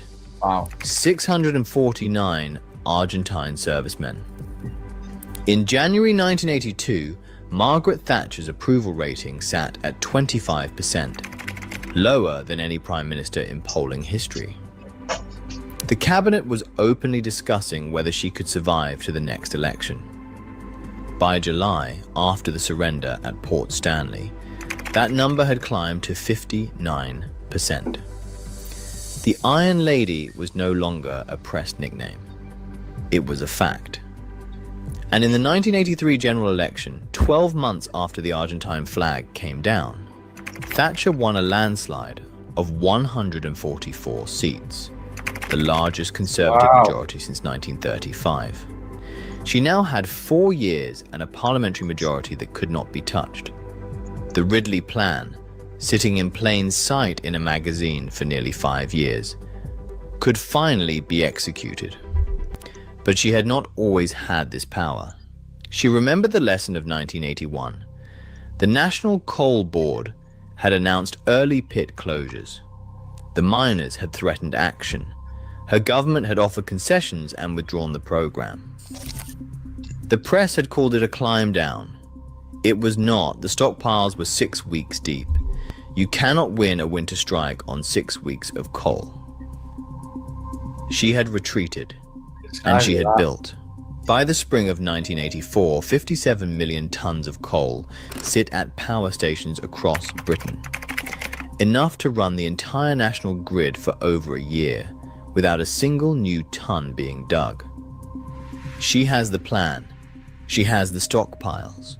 Now she needs one more thing. The man she has in mind is in New York, 67 years old. He has spent his entire career in America. He has never run a British company in his life. Ian McGregor is a senior partner at Lazard Freres, formerly CEO of AMAX Inc., one of the largest mining conglomerates in the United States. He grew up in Kinloch 11, a school. It's all new to me, is this. Just need to interject a little bit at this point. If anyone's got any thoughts? Yeah, like I say, it just goes to show that the difference between, say, Thatcher and Churchill. So Churchill arguably won the Second World War with his tactical genius and his dogged determination. And then it lost the election immediately after it. And then Maggie Thatcher went from being the most unpopular prime minister in British history, to winning a 112-seat majority in the election the year after the Falklands invasion. 144 majority. I never heard of like it yet. 144-seat majority. So, I mean, there's a stark contrast there. I mean, Churchill just goes to show that being successful as a military commander doesn't guarantee you re-election. But the people, obviously, at the time, they believed in Margaret Thatcher. I mean, she was vilified by the left because of her stance on a number of different, policies, opinions of the miners, and what she did with as health secretary with the milk. But they believed in her enough to give her that mandate, and so like I said, there's a lot to be said for the woman, to be fair. Yes, and she absolutely did secure the island of the Scottish Highlands village built around a single. I guess now it's going to go on to tell the horrendous story of what she did to try and get this coal out of there, isn't it? When the smelter's economics shifted, the village's reason for existing shifted with it. McGregor absorbed that lesson at close range and never questioned it again.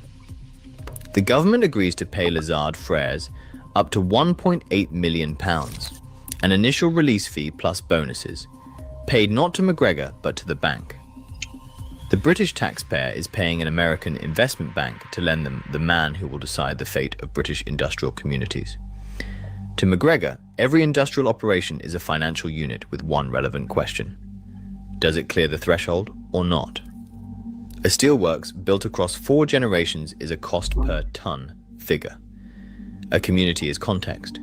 He has no relationship with British unions, no inherited deference to the post-war consensus, no sense that some things simply cannot be done. She does not hire him despite this.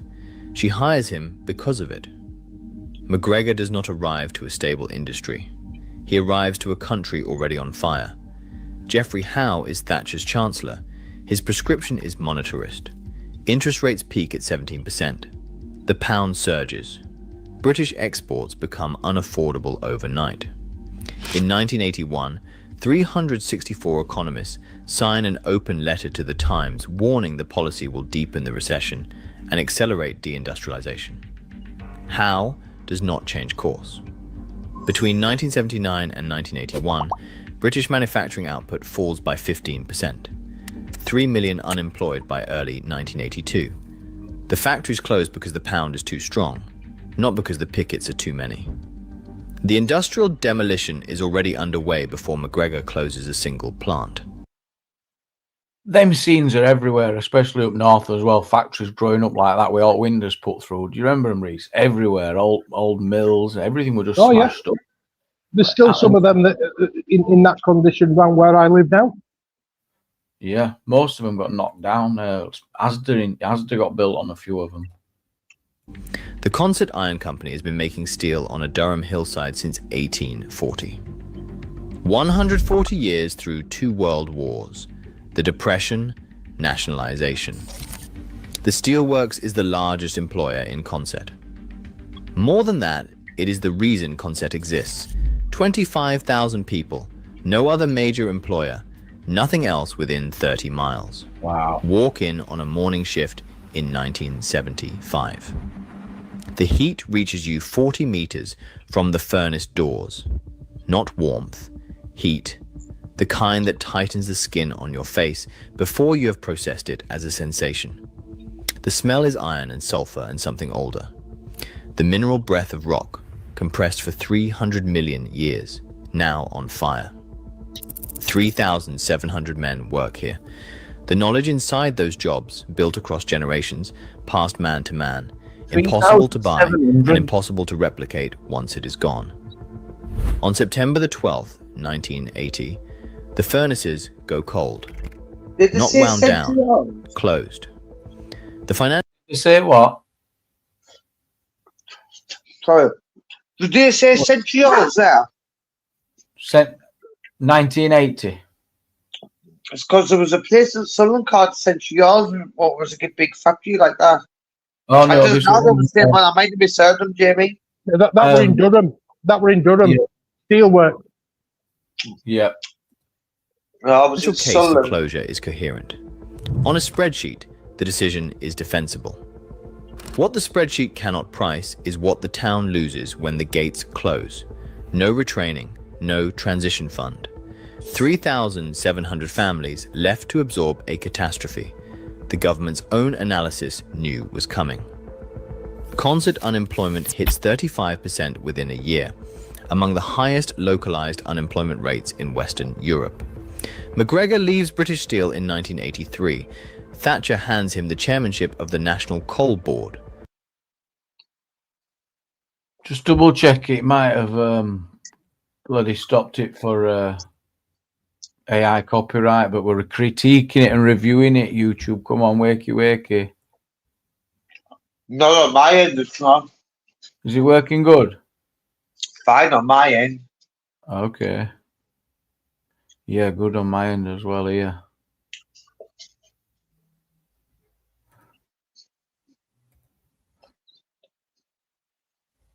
I think this narrator, it's an AI. It's AI reading that out. I think, surely. I think are you getting a notification or something like that? I think the analysis that's been presented is extremely insightful. Yes, it is. I think it shows a definite understanding of the time that he's talking about, and obviously of the struggle of the people that were affected by this. You know, but it's presenting it in although it's obviously always going to be an emotive topic because people lost their livelihoods as a result of it. It's presenting it in a manner where it's more or less matter of fact, as opposed to sort of pandering to that. Where it starts when it's got about 20,000 people turning up for work one day, and then all of a sudden, in a bit, it's over, and there's nothing for 30 mile. That's got to be the whole town dead, isn't it? The whole town dead. Yeah, and the costs of that are great. And points the same logic at a new set of communities. The steelworkers absorbed it, went quietly in the end. The miners will not. And she has been ready for them for 6 years. In March 1984, the NCB announces the closure of Cortonwood Colliery in Yorkshire. 5 weeks' notice. The men at Cortonwood had already been through this once. Then the wider announcement. 20 pits. 20,000 jobs. He is not here to run a coal industry. He is here to end one. Arthur Scargill calls a strike, and he does not hold a national ballot. Scargill knows that a ballot risks losing Nottinghamshire, 30,000 miners in profitable pits who may not vote to strike. Why would they not vote? Would they without a democratic mandate. Well. The power stations are sitting on the stockpiles the Ridley Plan demanded. The lights are not going to go out. The miners arrive before dawn. Some have driven through the night from Yorkshire, from South Wales, from Scotland. By 8 in the morning, 5,000 men are standing in a field in the South Yorkshire sun. The horses, the batons, the morning Margaret Thatcher had been preparing since 1977. They have chosen Orgreave, the coking plant feeding the Scunthorpe Steelworks. Blockett. The Battle of what is it called, Reese? Orgreave. Is a great documentary on YouTube as well, one worth watching about this. We just mute. I'll definitely have to have a look, because this documentary's piqued my interest in the time period, to be honest with you. Right. It's pretty recent, and there were also one on the BBC where they interviewed some of those that took part in it as well recently, maybe last year. And they're all on YouTube. I think it's easy to let go some of the more, obviously, as you know, I love history, but this is more recent history, so it kind of flies under the radar as far as, things that you study, because when you say history, you're thinking like World War II and before, but this is obviously instrumental in what shaped our nation into the country that it is today. So it's obviously very, very relevant, and I'm finding that's why I pointed it out to you, Jamie. I found it very, very informative. Yeah, I love stuff like this, me. I love stuff like this. That's why we roll. But yeah, I love it. Squeeze the steel industry, multiply the pressure. Saltley Gate logic, 1984. The National Reporting Centre, created after Saltley Gate specifically to prevent another Saltley Gate, has coordinated officers from forces across the country. This is a nationally coordinated operation, planned, rehearsed, resourced, and authorized from the top. The police shields begin to beat in rhythm. Then the horses move. The charge comes in waves. Mounted officers drive deep into the crowd, splitting the lines. Snatch squads follow. Men who cannot run are caught in the open. 95 arrested, charged with riot. Maximum sentence, life imprisonment. The BBC cameras film from behind the police lines. The footage broadcast that evening shows miners throwing stones before the charge. Later analysis establishes the sequence ran the other way. The charge came first. The riot trials collapse when it emerges that South Yorkshire police had coordinated their witness statements. Every defendant acquitted. Surely not. It's not like not the one police to officer lie. prosecuted. The men on that field are following a plan written in 1977. She commissioned it. She waited 6 years for that morning. The courts ruled the strike unlawful in September 1984. Union assets exposed to sequestration. The strike fund, the financial reserves, everything stripped through legal process. The trap Thatcher commissioned in 1977 closes automatically. She does not fire a shot. He hands her the weapon himself. In July 1984, speaking privately to the Conservative 1922 committee, Thatcher names what she believes she is fighting, the enemy. Welcome in, AY. It's like when at school and they roll out the TV on wheels. That's where we're at right now. Nearly done. The year Used to love before, them days. Argentina in the South Atlantic was an external enemy. Now there is an enemy within her own people, the men on that field. What the strike means inside the houses is this: no wages, no legitimate strike pay.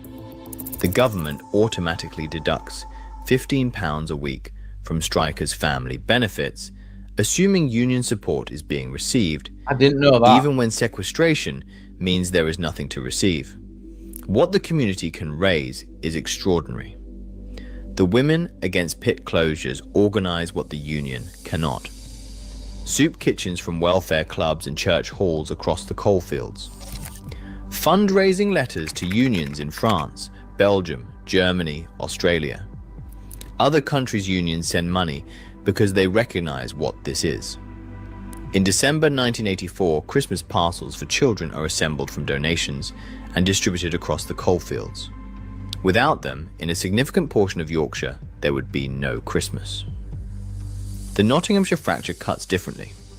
30,000 miners in profitable pits, never given a ballot, refused to strike. A striking miner and a working miner 3 doors apart, on the same street, same school, same pub, their children played together. They no longer speak. The fractures do not heal when the strike ends. Some of them are still there now in those streets, in the way certain families still do not talk to certain other families 40 years later. Look, I find something genuinely painful in this, that I could not put down during the research. The Nottinghamshire men were not wrong. Their pits were profitable. They had no democratic mandate to strike. They were protecting their livelihoods in the only rational way open to them. And they are the people history judge most harshly. That is what happens when a dispute is designed to divide. Right there the men on the right side of the picket line and the men on the wrong side of it are both, in the end, victims. It's selfish, isn't it? Because if the boot would have been on the other foot, they'd have been like, why are they not striking up north? Why are they not striking? Why are they not striking? So, yeah, but that's the thing. Who's their obligation to? Is their obligation to the other union members or to their families? Well, or to their families? Did they? They didn't even cross. They didn't even attempt it. They signed up, so they wanted the cake and they wanted to eat it. They weren't willing to follow through with what they signed up with. Yeah, but the strike itself wasn't. There was no mandate for it. It wasn't voted for. There was no point on the strike. Didn't do a vote because there were enough miners there to make sure it won't succeed. So I get it's like so they're like, well, if you took us vote away, we're gonna. Yeah, you make some points. It's hard, isn't it? I mean, when you sign up to a union, you're paying your dues, and you expect the democratic process to be followed because that's what the terms and conditions of the union are. When Arthur Scargill went out and called that strike without having a vote on it, he basically spat in the faces of those due-paying members, and it should have been voted on. Some would argue he predicted that they wouldn't have the moral, in his position, moral standpoint to back their brothers who were struggling in other pits that wasn't profitable. So he just envisaged that they're like, well, we're just not even going to waste this time because if that was the case, then he shouldn't have had the strike because ultimately the union represents its members, and they were members of the union, regardless of whether or not they voted in the direction that they wanted them to. They were still union members. I guess if they were to look at that when they came across this problem, that it makes a mockery of the whole point of having a union. If you've got a localized part of a country that needs some massive support, however, the way your union's set up means your own union can just vote against what you need to happen. That's a joke, isn't it? So you'd do something different. You wouldn't let it happen again. So you can see the problem. You can't have it voting against it. It don't make sense. You'd have to find a way to deal with that. Because otherwise you're just going round in circles. I mean, in reality, the decision that Arthur Scargill made ultimately led to the destruction of the unions anyway. I mean, if he'd have tried and dealt with it democratically, yeah, the outcome would have been the same, yeah. Yep. But then you wouldn't have had the optics of miners being battered by the police on the streets. You wouldn't have had the social disharmony of people being branded as being scabs when all they were doing was looking after their own families. At the end of the day, that's as a breadwinner, that's your primary obligation. Yes, you have an obligation to your brothers at the pit face, yeah, but your primary obligation is to make sure you've got food on the table for your kids, mate. And that's what they were doing. I can understand them from that perspective, especially when you consider, like you say, it went against the democratic principle by calling it without having a vote. In my opinion, Scargill was a scumbag, mate. Oof. I mean, strong words. People watch the Battle of Aldgate and make your own mind up. It's really in depth. Of the same plan. In November 1984, the drift back begins. And I've heard Scargill went from a small house to a big house. The Morning News reports the numbers with clinical precision. 300 returned yesterday, 400 the day before. The union's finances are gone. Conversations become shorter and silences longer. On March the 3rd, 1985, the NUM votes to return to work. 362 days. Not a single concession. Not one word of agreement. In Merdy, South Wales, the last pit village to return, the whole community walks back together. Every man still out on that final morning. The lodge banner at the front because someone decided that was the dignified thing to do. They walk in silence. There is nothing left to say. The pit is going to close. They all know it. They walk in anyway. Scargill calls it an organized retreat.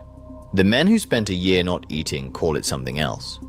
174 working collieries at the start of the strike. Fewer than 65 by 1990. The closures proceed through the late 1980s with a methodical quietness. No cameras, no cavalry charges, just announcements. The winding gear going still, the headstocks coming down. On October the 27th, 1986, Thatcher's government executes the Big Bang, radical deregulation of the London Stock Exchange. The City of London is thrown open to international capital. Britain's future is finance, not manufacturing. London, not Leeds. The city, not Consett. Throughout the strike, Scargill had waved a piece of paper at press conferences, a list of pits marked for closure. Not 20, all of them.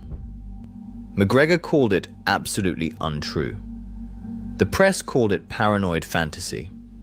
In 2014, cabinet papers released under the 30-year rule confirm what McGregor denied in writing, and Fleet Street dismissed as paranoid fantasy.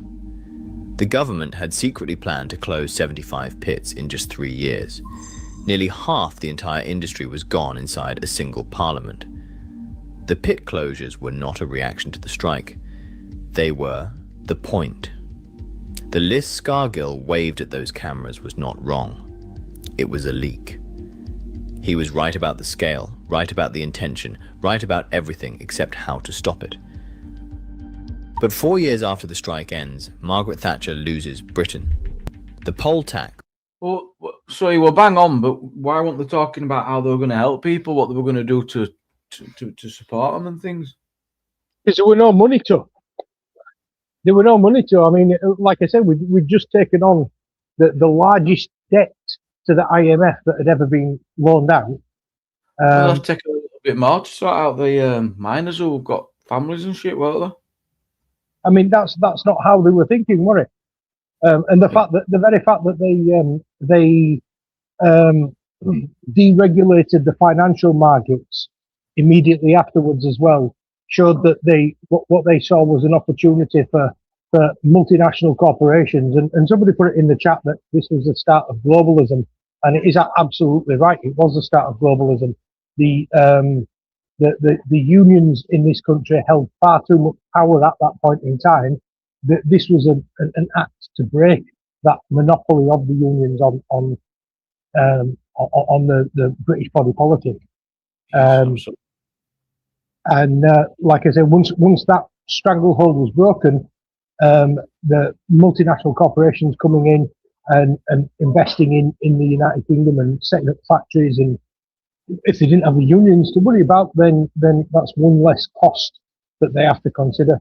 But it's right. It turned us from an industrialized, a nation with industry at our base of our economy to one with service at the base of our economy, and that's where we find ourselves in the position we're in now, with nothing to export apart from platitudes.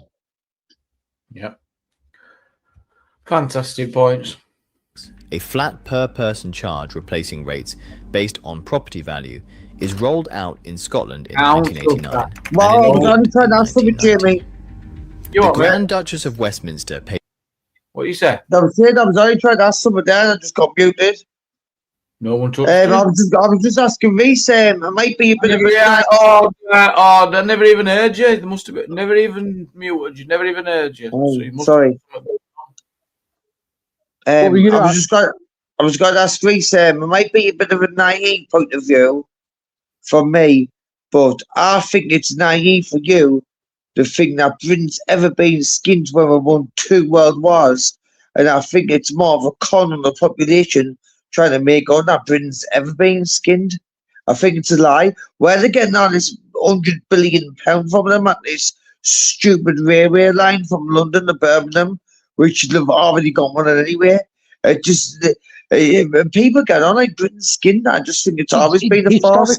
We won 2 world wars. It's historical fact that we borrowed money from the Americans through the Lend-Lease system in order to keep our troops supplied in the Second World War. It's historical. Doesn't mean we're skinned. It's historical. Well, the problem is, imagine if you flog all your stuff and you've got no left to flog, and then you run into a bit of trouble. That's when you're in trouble, innit? You know what I mean? That's never happened in the Great British Empire ever. Yeah, but that's what this is about, that they've sold everything off to those with all the cash and then built everything on the debt, as Dewitt's saying here. And where's all that money gone in bonuses and shareholders to these businesses who's come in to just come in and take the cream off the top, come in and just take it all? Yeah, so me and DeWitt we don't always see eye to eye on everything, but on economic matters, we're pretty much on the same page. Me and DeWitt, to be fair. I was saying the miners have already had the fair share. They've had the wages. What more do they want? It's over, end of. Oh, well. They'll have been. They got greedy, didn't they? They got greedy. Did they get greedy, or were they unrealistic? Like you said, did they get not told all the information? Did they not see? They got led astray by Scargill. Scargill lied. That's what I mean. It might be a bit naive for me, and the naive bit is I just somehow believe in me bones that Britain's not skinned at all. I think it's all just a con of it, and they're just pretending the people. They're pretending the people are the skinned, and really they're not. Well, there's more going out in the Social Security bill than there is coming in income tax, so there is a problem. I know, and then half of that goes to pensioners, admittedly, but still, that's unsustainable. And if it gets worse, it'll collapse. But that's part of the point that this documentary was pointing out, Jamie. An entire generation, the post-war generation, believed that it was the government's responsibility to remove the accountability for their own decisions from the general population. So you've got a generation of people that are claiming their pensions now that never put money away themselves and are relying on the state to support them in their old age. Yeah, that's what Richard was saying the other night. Yeah. Whereas the same as a cleaner. Go ahead. Sorry, you and I, when we go to work, they brought this in a few years ago, it's mandatory that you have a workplace pension. You have to pay into a workplace pension.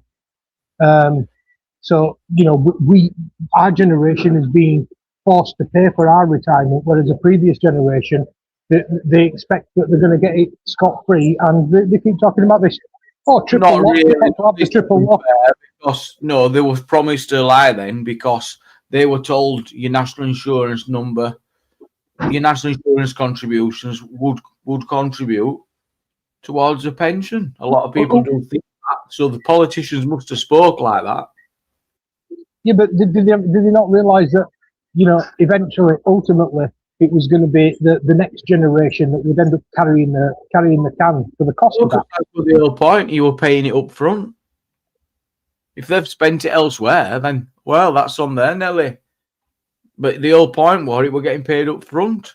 They were taking it at point of earnings, so it wasn't the workers' fault at all, ever. It's never the employee's fault if they're taking it at point of earnings. So they're taking it at point of earnings. You can't stop it, yet it's the employee's fault. It's mad, and they've been taking it for decades. And they're like, oh, well, we haven't got enough now. Well, what you done with it then? Where's it all gone? Because no one didn't not pay you. You were taking it before the person even saw it.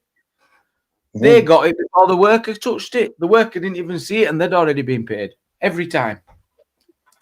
Yeah. So, well, I agree with what you're saying from that point, but like I say, I pay national insurance as well, and I still pay into my pension pot. Yeah, it's different now. Yeah, but a lot of people say it's a benefit, and people go, no, it's not a benefit. It were paid for while I were working all them years. That's how politicians spoke. That was the feeling of the time, and now they're trying to change it. That it's not a bit. That it's not an entitlement. Yeah, it's going to go means tested, and yeah, it's going to be the government spent it exactly, Tom. Spent it. The rent spent. 200,000 people march on Trafalgar Square on the 31st of March 1990, and the largest riot in central London in over a century erupts at the gates of Downing Street. 491 arrests. Oh, wow. By autumn, 18 million Britons are refusing to pay. On the 1st of November, her Deputy Prime Minister, Geoffrey Howe, the most loyal lieutenant she had, resigns. His resignation speech in the Commons 12 days later is the most devastating speech delivered against a sitting Prime Minister in British political history. The day after, Michael Heseltine challenges her for the leadership. On the 22nd of November 1990, after 11.5 years in office, Margaret Thatcher resigns. The same political instinct that had told her to break the miners had told her to push the poll tax. The first instinct had won her 3 elections. The second one ended her premiership in 19 months. The country she left behind was unrecognizable from the one she had inherited. Inflation under control. The pound stable. The unions broken. The state pulled back from running steelworks and car plants and telephone exchanges and gas pipes and water companies. The City of London was growing faster than any other sector of the British economy. Her successor, John Major, inherited all of it. The recession of 1991 hit harder than expected. Sterling crashed out of the European exchange rate mechanism on Black Wednesday in September 1992. Interest rates were raised twice in a single day before the government gave up defending the pound. When Tony Blair walked into Downing Street in 1997, the assumption was that he would dismantle the settlement. Whoa. He did not. You just boo Tony. No, I can't stand them. Tony. I'm not allowed to say what I think about them on YouTube. Traitor. Holy smokes. New Labour kept almost everything Thatcher had built. The privatisation stayed privatised. The trade union laws stayed on the books. The independence of the Bank of England, granted within days of the new government taking office, gave monetary policy permanently to the financial sector she had unleashed. The underlying economic settlement was hers, and Blair did not change it. For 10 years, it appeared to be working. By 2007, the City of London was the largest financial centre in the world, bigger than New York. The British economy, on the official measure, was the strongest it had been in 50 years. Then in September 2008, the model broke. Lehman Brothers collapsed in New York. Within 10 days, 3 of Britain's largest banks, Royal Bank of Scotland, Lloyds, and HBOS, were minutes away from failing. The British government bought them. The cost to the taxpayer ran to £1.1 trillion in guarantees, loans, and direct purchases. The recession... It's just ridiculous, isn't it? And then where all the stigma that goes on at a minute, and you look at this shit, followed was the deepest since the... Sorry, Jimmy. How many billions is a trillion, Jimmy? I don't even know. You don't know what I know the answer. You would know? Yeah. It's 1,000 billion. 1930s. Real wages did not return to their 2008 level until 2024. 16 years. By 2025, the British government's own fiscal watchdog calculated that if pre-2008 growth had continued, the average British worker would be earning £52,500 a year, 31% more than they actually are. In 2010, austerity began. Local council budgets were cut by 40% over a decade. Library closures, court closures, youth service closures. In June 2016, the country voted to leave the European Union by a margin of 52 to 48, with the strongest leave votes coming from the same regions Margaret Thatcher had deindustrialized in the 1980s. The decade since has been one continuous emergency. Brexit, then a global pandemic, then a war in Europe, then the highest inflation since the 1980s. 5 prime ministers in 7 years. And underneath all of it, a slower collapse. 9.1 million working-age adults were out of the labor market by early 2026, 1 in 5. 2.8 million were economically inactive because of long-term illness. And currently people are like, get a job, get a job, get a job. So they'll be of the opinion that, well, you go for a low-paid job, or some of these jobs, like, for example, in a coffee shop recently where, all right, I'll be 60 people for one job. They'll go, well, you'll be back at queue with that attitude. No, there's 60 people for one job. That's not the point. You know, people want people to have this amazing smile on their face. And with that attitude, you're never going to get it. Yeah, we get all that. But my daughter's applying for jobs at the moment, and she's saying it's an absolute nightmare. Most often than not, she's not even getting a response to the application to tell her that she's not been successful. Yes. You don't even have the decency to say, sorry, not this time. And when she is getting a response, they're telling her that she's got experience working in the voluntary sector. Apparently that doesn't count. They only want paid experience for some of these jobs. But the thing is, to me, experience in the voluntary sector shows more character than being paid to do a job, because you're not getting paid to do it, but you're still getting your ass out of bed every day and going to do your voluntary work, knowing that you're not getting paid for it. Teacher the libraries. Wow. No, I've got integrity, and I hope that that's something that she's got too. Teach her to lie in the CV and just pretend that she knows and just bluff it, and worse can happen, you just get sacked. So what happened? I'll get in court of misrepresentation. It's quite a serious crime, Give out, man. It's not like elevator. You're telling me everyone tells the truth on CV. Bullshit baffles brains, but no. I'm just saying, you said everyone, you kick them, tells the truth on the CV. No. You can be loose with your words, of course, but depending on what position you're applying for, you could get yourself in some serious trouble down the I'm not saying they're mad. I'm not saying pretend like gone in like being a nurse or something, doctor, and saying like, you know what I mean? Something like that. I'm not saying they're bad like that, but I'm just saying when you can tell a little porcupine to get a job. But technically, you can get in trouble for lying on a CV. Let me have a look. Nah, the worst realistic that's gone happening is a company will sack you. But if you get along, then you bluff the job and you're pretty good at it, and then you're in. They've got no reason to do that. Just get along with them, and then like another part of the family, then yeah.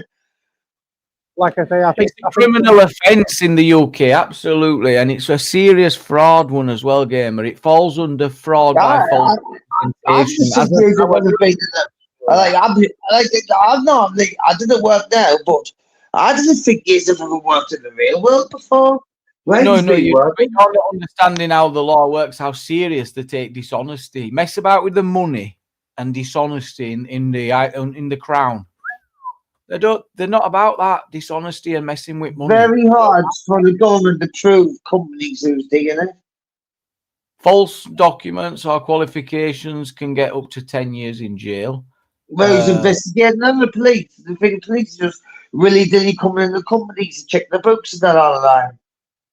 No, but maybe if you rub an employer up the wrong way one day and they go, let's just do a proper thorough check. Let's just why don't we even just let me have a proper look beneath the surface? I would take a phone call. It would take some of the class. Let's cover some of us losses, and we didn't realise we'd been misrepresented. We didn't know this person had lied. We thought they were being honourable. And there's ways to put it in, in the system where man look like that. There's no wrong to the naked eye. No, Rachel Reeves. I'll tell you what, you'd be really shocked at how many companies are crooning off the top. And it's all corrupt. Everything you buy is corrupt, man. It's all corrupt. Everything, the whole world is corrupt. A lot of it. They're all on the tape. So I didn't know why, people whinge about it's like, listen, just because everyone's on it, people from the top to the bottom. You're absolutely incorrect. You're wrong. You're advocating for a serious fraud case. We can't tolerate it. It's disgraceful. I'm just saying, everyone's on it in all walks of society, from the top to the bottom. Welcome to planet Earth. They're not, though. They're not. So your politicians are not. So your future Prime Minister, believe. Ginger fucking radar. 800,000 more than in 2019. She's going to do a splendid job in trainer. Waiting list at 7.2 million. UK public debt at 95% of GDP, the highest level since the early 1960s. Public trust in government at the lowest level on record. By 2025, 2/3 of the British public believed the country was divided by culture wars. Up from less than half in 2020. Some of this is the consequence of decisions Margaret Thatcher made. Some of it is the consequence of decisions her successors made. Some of it has nothing to do with her at all. Grimmerthorpe, South Yorkshire, a pit village. The colliery closes in 1992. By 1994, it is designated the most deprived settlement in Britain. Kellingley Colliery, Yorkshire. On December 18th, 2015, the last deep coal mine in Britain closed. The cage drops for the final time. The total number of working deep mines in the United Kingdom was 0.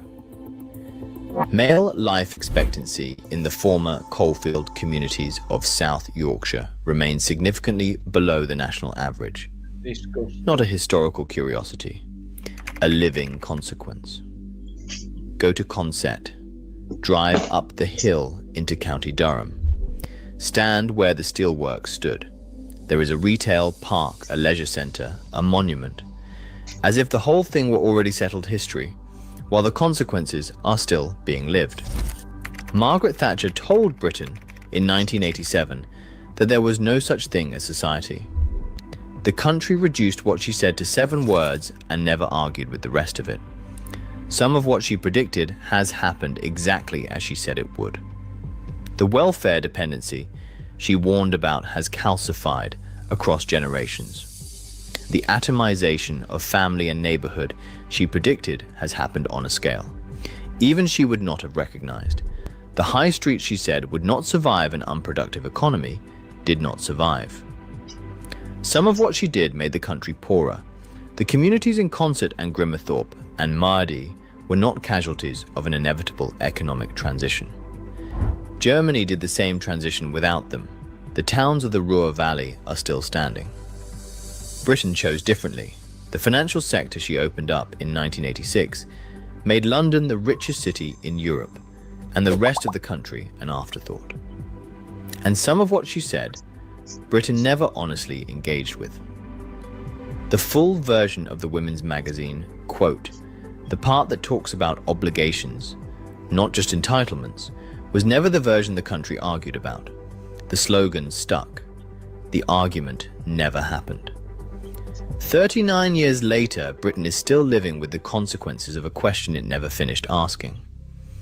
Whether Margaret Thatcher was right or wrong about Britain depends on which Britain you mean. The one in Consett, the one in the city, the one in the women's magazine, or the one outside your window today in 2026. In July 2024, the country elected a new government with the largest majority in 27 years, one on the lowest vote share for any post-war government in Britain. And they blew it. Keir Starmer inherited the same problem every prime minister since 2008 has inherited. The same question is still on the desk. She warned us. She was right about some of it. She was wrong about some of it, and the rest we have to work out for ourselves. If this story has made you want to understand what happened to the man who tried to stop her, Arthur Scargill, the strike, and the battle that defined a generation, that film is already on this channel. Ah, there you go. Go and check that out because it is a fantastic watch. And who made that? Let's have a look at that. Best world leader of all time. Yep.